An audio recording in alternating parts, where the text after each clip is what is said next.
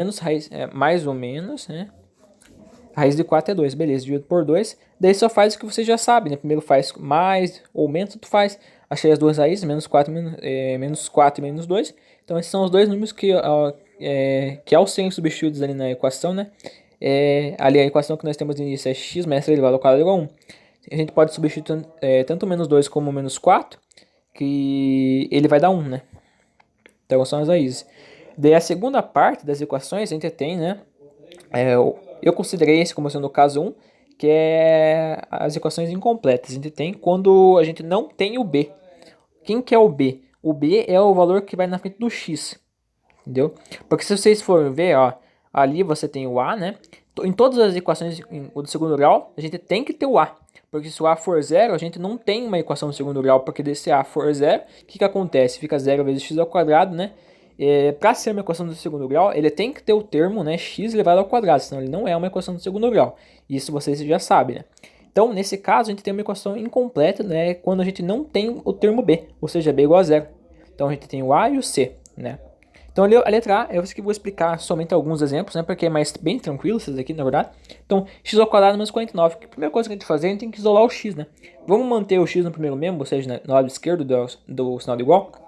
Daí nós passamos o menos 49 para o outro lado, né? Como ele está negativo, ele vai positivo. Então, se você já sabe, né, tá x ao quadrado, né? Eu extraio a raiz dos dois lados, né? Daí como vai ficar a raiz, né, de x elevado ao quadrado, corta, né, o índice com o expoente, fica só x. E do outro lado fica a raiz de 49. Raiz de 49 quanto que é? 7. Mas por que eu coloquei x igual a mais ou menos 7? Nesse caso, quando a gente tem equações incompletas, quando a gente tem o termo b, a gente tem que considerar tanto a raiz positiva como a negativa. Porque se a gente fazer 7 vezes 7 dá 49, né? E menos 7 vezes menos 7 também dá 49, entendeu? Então a gente tem que considerar. Isso também, se a gente substituir o menos 7 ali, ó. Menos 7 elevado colocar no lugar do x, né?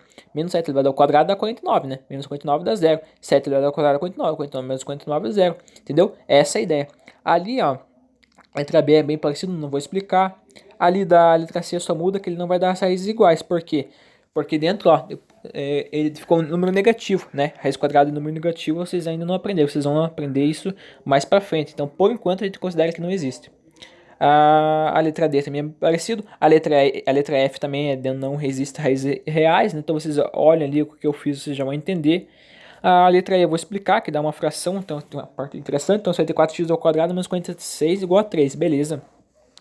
Vamos manter o x do lado esquerdo, né? Então, eu passei o 46 para o outro lado, como ele estava negativo, ele foi positivo.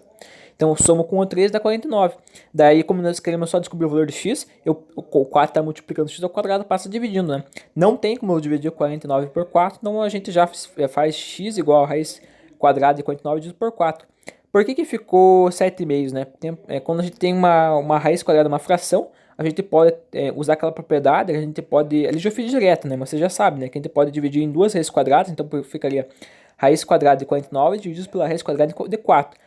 Raiz quadrada de 49 é 7, divididos pela raiz quadrada de 4, 2. Então por isso que ficou 7,5, né? 7 vezes por 2.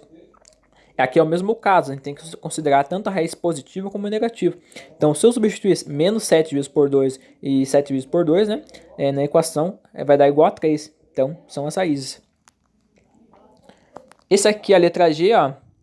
A letra G, você tem que, a primeira coisa que tem que fazer é distributiva, né, porque tem 2 e 1 em parênteses. 2 vezes x ao quadrado, 2x ao quadrado, 2 vezes menos 1, menos 2.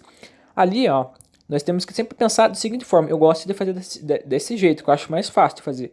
Eu sempre deixo os termos que tem x, nesse caso, né, quando tem uma equação incompleta, quando a gente tem somente o termo a e o b, né.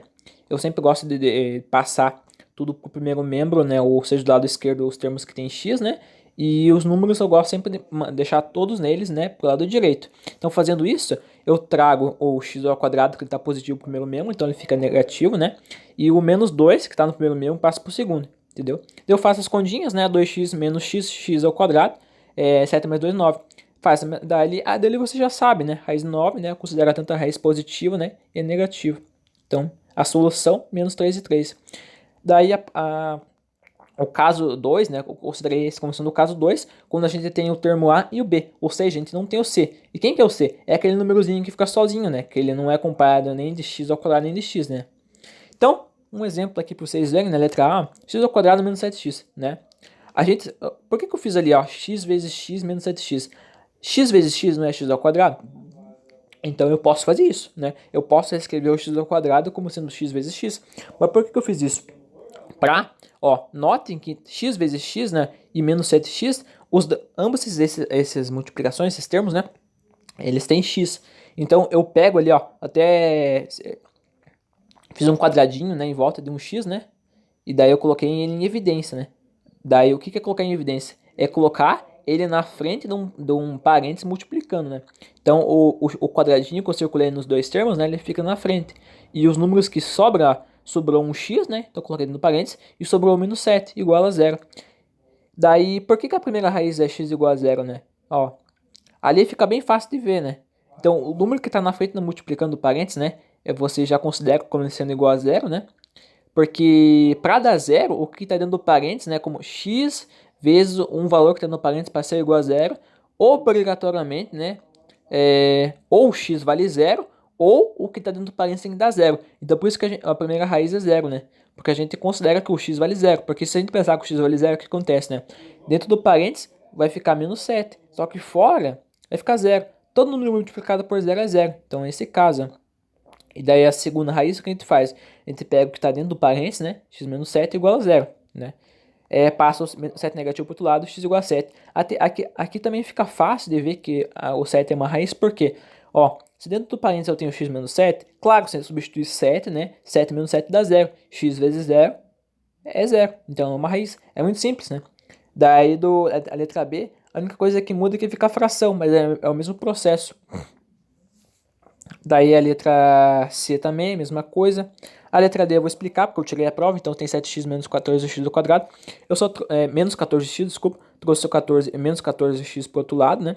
Faz a mesma coisa, né? X ao quadrado, né? 7x ao quadrado, eu fiz 7 vezes x, que é a mesma coisa, né? Mais 14x. Peguei um no x dos dois, né? Tanto do 7 vezes x, como do 14x, coloquei na frente de um parênteses, e sobrou 7x, e sobrou 14, né?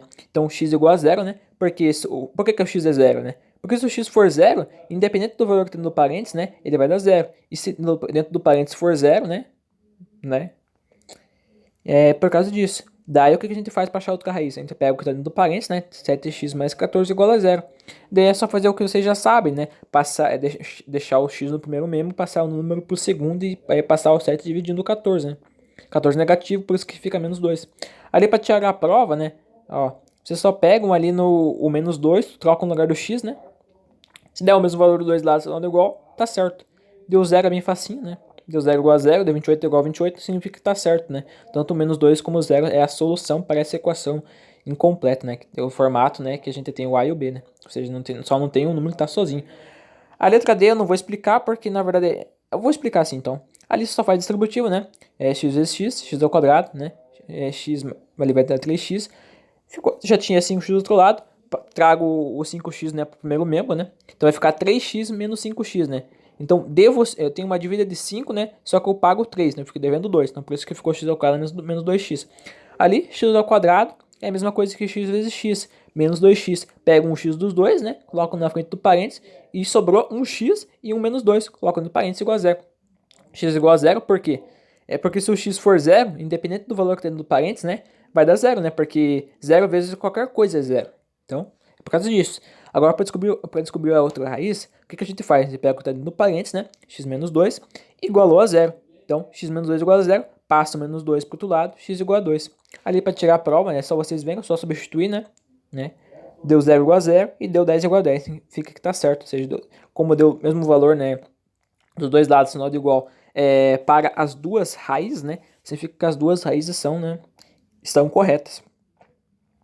E aí o caso 3, né? Eu coloquei só um exemplo, porque ele é muito facinho, assim, né? De a gente ver. É o caso que a gente só vai ter o A.